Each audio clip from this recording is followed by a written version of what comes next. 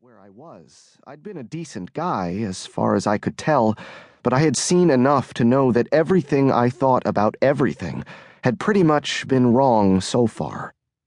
I had an open mind, at least by Gatlin's standards. I mean, I'd heard all the theories. I had sat through more than my share of Sunday school classes, and after my mom's accident, Marion told me about a Buddhism class she took at Duke, taught by a guy named Buddha Bob, who said paradise was a teardrop inside a teardrop inside a teardrop, or something like that.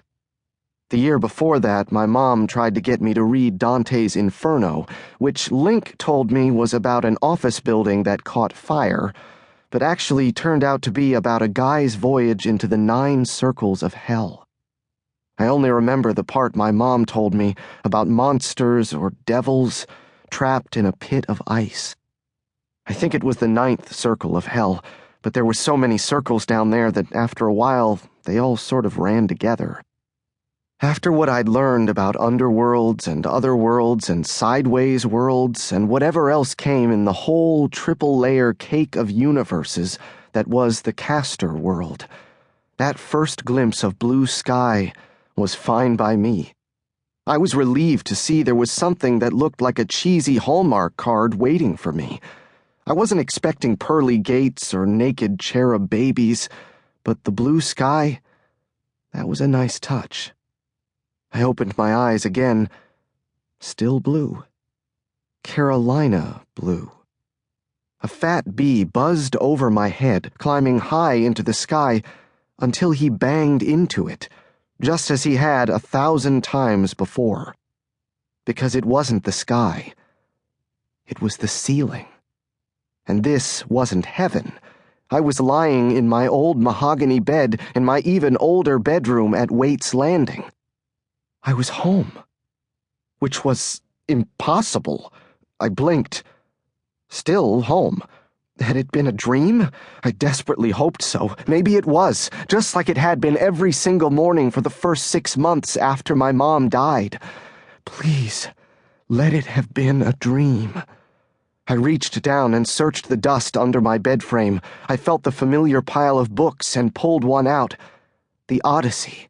One of my favorite graphic novels, though I was pretty sure Mad Comics had taken a few liberties with the version Homer wrote.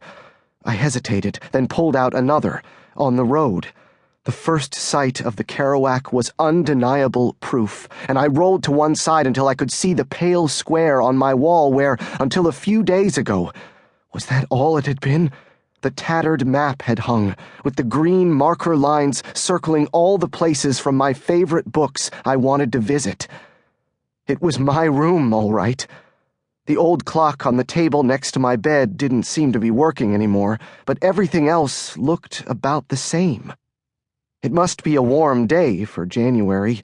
The light that came flooding in from the window was almost unnatural, sort of like I was in one of Link's bad storyboards for a Holy Rollers music video. But aside from the movie lighting, my room was exactly the way I'd left it. Just like the books under my bed, the shoeboxes holding my whole life story were still there lining my walls. Everything that was supposed to be there was there. At least as far as I was concerned. Except Lena. Elle?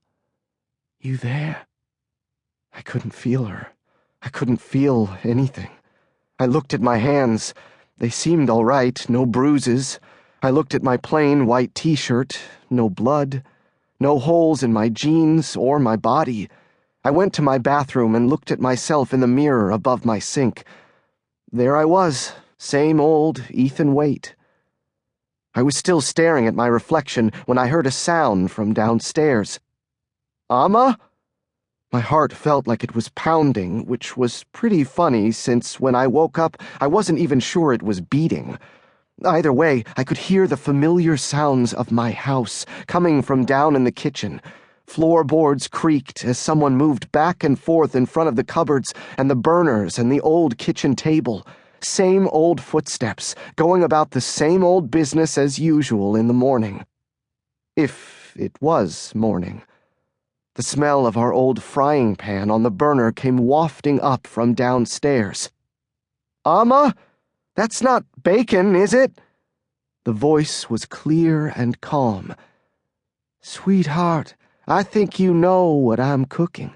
There's only one thing I know how to cook, if you can call it that." That voice. It was so familiar. "Ethan, how much longer are you going to make me wait to give you a hug?"